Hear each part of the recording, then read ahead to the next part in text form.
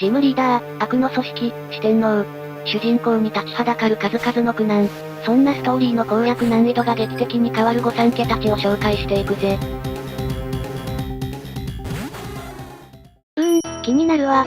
どうしたレイム、また悩み事か？あらマリサ、私は剣立てで猿乗りを選んだんだけど、他の御三家を選んでたら別のジムとかで苦労したんじゃないかなって考えてたのよ。そうだな。ポケモンのタイプ相性ごとに有利なジム、不利なジムが存在するからな。やっぱりそうよね、ありがとう、解決したわ。ただ例外もあって、シリーズによってはストーリーを進めるのに、めちゃくちゃ有利な御三家とそうでない御三家もいるんだぜ。何それ、気になるわ。じゃあ今回はストーリーの難易度が劇的に変わる御三家を5匹紹介するか。まずは攻略が楽になるポケモンから行くぜ。わーい。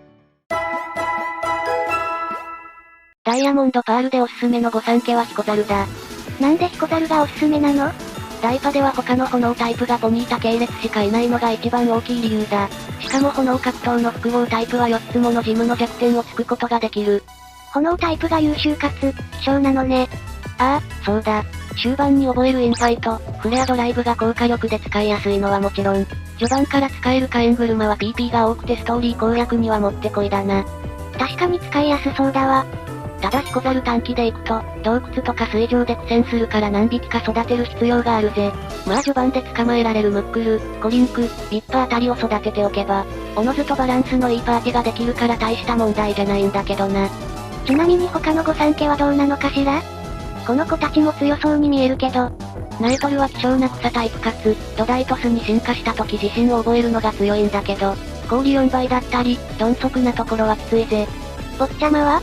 坊ちゃまは最終進化系のエンペルトの固有タイプが優秀なものの、レベルアップで覚える技が物理技が多くて、高い特殊をなかなか活かせないんだ。ナエトルと同じように鈍足なのもストーリー攻略には不向きだな。やっぱり素早さは正義だわ。プラチナでは炎タイプが増えて炎の希少価値が下がり、坊ちゃまは我慢とバブル光線を覚えるレベルが逆になって若干育てやすくなったぜ。しっかりバランス調整が施されたのね。お次はルビーサファイアのおすすめ御三家、水五郎だ。ラグラージも素早さ種族値が低いけどいいの？弱点が草タイプしかないし、草タイプのジムがないっていうのがでかいんだ。しかも耐久はかなり高いからな、ほぼラグラージ1匹で四天王まで攻略できるぜ。弱点を突かれないっていうのは確かに強いわ。唯一苦労するのは近接して前のライバル戦だ。ライバルのジュプトルがスイトルを覚えてるから、沼クロウだけで勝つのは相当厳しいぜ。まあスバメとかズバットを育てておけば詰まることはないんだけどな。飛行タイプは空を飛ぶを使うから捕まえるのは基本よね。そうだな。そして方円地方は使いやすい地面タイプがあんまりいないっていうのもあって、電気の一環を切る存在としても重宝するんだ。バシャーモも強いってよく聞くわよ。実は3世代のバシャーモはあんまり強くないんだぜ。そうなの？メインウェポンのブレイズキック、スカイアッパーはどっちも命中不安だし、火力もそこまで出ないんだぜ。それにバシャーモの強さは夢特性の加速ありきだからな。ダイパが出た第4世代では同タイプの豪華ザルを使うトレーナーが圧倒的多数派だったんだぜ。そうだったのね。確かにストーリー攻略に命中不安技は使いたくないわ。ってことでほぼ1匹でストーリーを攻略できる水五郎の紹介だったんだけど、次からはストーリーの難易度が上がる御三家を紹介するぜ。言わずと知れたストーリー高難易度ポケモンだ。一応説明してくれると助かるわ。人影は赤緑青、リメイク版のファイアレッドリーフグリーンで選べる御三家の1匹だ。最初のジムリーダーたけしが岩タイプ、2人目のジムリーダーかすみが水タイプを得意としていて、炎タイプの人影を選んだトレーナーは苦戦を余儀なくされるぜ。特にたけしはゼニガメ、不思議だねなら4倍弱点をついて簡単に勝てるあたり楽さがすごいわよね。たけしの曰くはポッポで砂かけを連打してから人影を出せば勝てるんだけど、最初のジムで補助技を駆使しないといけないってのがまずきついよな。スターミーは高い素早さで先手を取りながらバブル光線を打ってくるから、リザードだけじゃどうしようもないぜ。他のポケモンを捕まえて攻略するしかないってことね。ああ、そうだな。バージョンに応じてまだつぼみか謎の草が出現するから、このポケモンたちを捕まえて霞を倒した人は多いと思うぜ。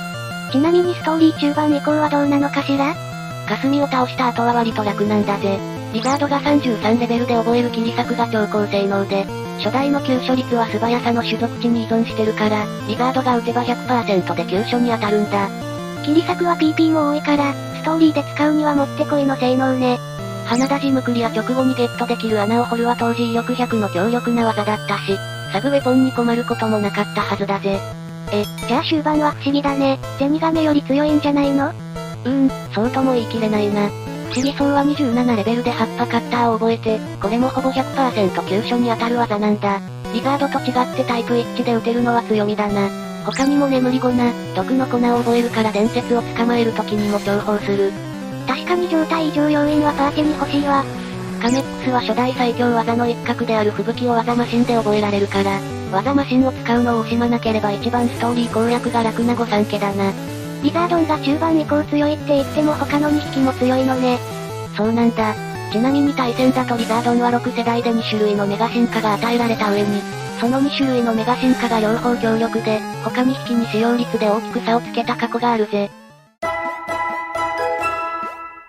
次に紹介するのはスタージャだ。この子を選ぶとどうして攻略が難しくなるの？一つ目の理由は技範囲の狭さだ。草タイプ、ノーマルタイプの技以外ほとんど覚えられないから、弱点をつけるポケモンがかなり限られてるんだ。それは純粋にきついわね。二つ目の理由は？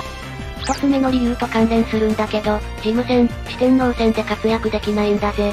これがブラックホワイト2のジムリーダーたちで、ヤーコンとシズイには有利なものの、ほとんどのジムでは不利だ。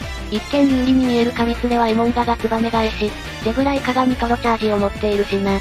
四天王にはそんなに不利そうに見えないけど、ジャローダは防御方面と素早さの種族値が高い分、火力が不足してるんだ。相手を一発で倒せないから四天王戦でもしっかり苦戦するぜ。そんな、他の御三家2匹は結構ストーリー向きなんだけどな。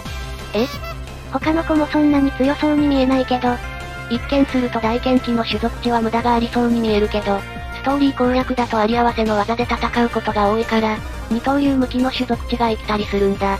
ハートの鱗を使えばメガホンを覚えて草タイプの弱点もつけるしな。演武王も二刀流向きの種族値だわ。演武王は鈍足だし耐久もないからちょっと弱そうに見えちゃうよな。ただ、ニトロチャージがストーリー攻略としては破格の性能なんだぜ。ジムリーダーとかって大体1匹目は様子見でそこまで強くないポケモンを出してくるだろ？確かにそうね。その隙にニトロチャージで素早さの低さを補って敵の切り札と対面することができるんだぜ。まあ手持ちポケモンが全部強い四天王戦ではうまく決まらないこともあるんだけど、弱みをカバーできる点はやっぱり優秀なんだぜ。これだけ強いなら、大剣気と演武王は対戦でも活躍したんじゃないかしら。実は対戦だとジャローダが一番使われたんだ。高い素早さと優秀な夢特性天の弱と共に繰り出される。リーフストームはシナジーがあったんだぜ。逆に大剣気、演武王はストーリーのようにレベル差をつけて戦えないから、低めの素早さ、耐久値を補えなかったんだぜ。ポケモンバトルって奥が深いわね。対戦環境で立場が逆転するのは御三家あるあるだな。ってことでラスト行くぜ。最後に紹介するのはチコリータだ。スタージャに続き草タイプはストーリー攻略が難しいのね。初代の不思議種が優秀だったせいか、草タイプへの風当たりは若干強いかもな。チコリータのジム戦相性はこんな感じだ。有利なジムが一つもないの？一応柳が使う氷タイプのポケモンには弱点をつけるけど、基本的にはそうだな。最初のジムのハヤトは飛行タイプ。次のジムのつくしは虫タイプだから、序盤が鬼のようにきついんだ。チコリータを目の敵にしたようなジム配置ね。この二人のジムリーダーは序盤の草むらで捕まえられる石つぶてか、気境式で交換してもらえるイワークを使えば勝てるんだけど、せっかく選んだチコリータに活躍の機会がないのは悲しいよな。後半になったら優秀な技を覚えたりとか、そういうのってないの？ベイリーフが23レベルで光合成、31レベルでの仕掛かりを覚えるぜ。結構良さそうな技じゃない。逆に言うとこれぐらいしかないんだぜ。当時草技の最高火力は種技のソーラービームだから、タイプ一致技には恵まれず、自力で覚えるのはノーマルタイプと草タイプの技だけで、火力に乏しいんだ。そこら辺は技マシンで補えないのかしら。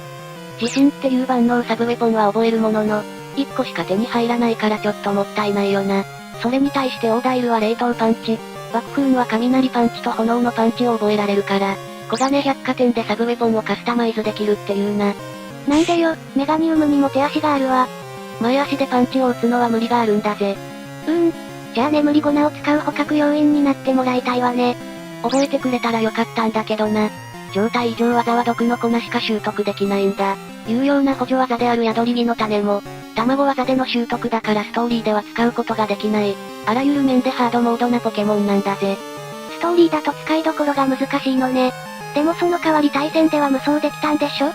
第2世代で流行ったガラガラの地震を半減で受けたり、カビゴンに宿り木の種で牽制できる点は評価されたんだけど、流行るってことはなかったぜ。以降の世代では、眠り粉を覚えないことが草タイプとして致命的で、目立った活躍の場は与えられてこなかったってのが現状だな。追加された特性で救済とかは？新たに得たリーフガードはこんな効果で、残念ながら夢特性で救済されることもなかったんだ。チコリータを選んだ人は少しずつ使いづらさに気づき始めて、最終的には秘伝技で技が埋まってた人も多いんじゃないかと思うぜ。ってことでチコリータの紹介だったぜ。今回はストーリーの難易度が劇的に変わる御三家を見てきたけど、霊夢どうだった？ポケモンって他の RPG と違って難易度設定がないけど、最初に選んだポケモンで攻略の難易度が変わるのがよくわかったわ。相性を考えてパーティを組むから、選んだ御三家によって育てたいポケモンが変わるのも面白いよな。そうね。他にも攻略に苦労したポケモン、使いやすかったポケモンがいたらコメントしていってくれると嬉しいぜ。今回のご引きに納得できた人は高評価とチャンネル登録もよろしくね。それじゃあ、ご視聴ありがとうございました。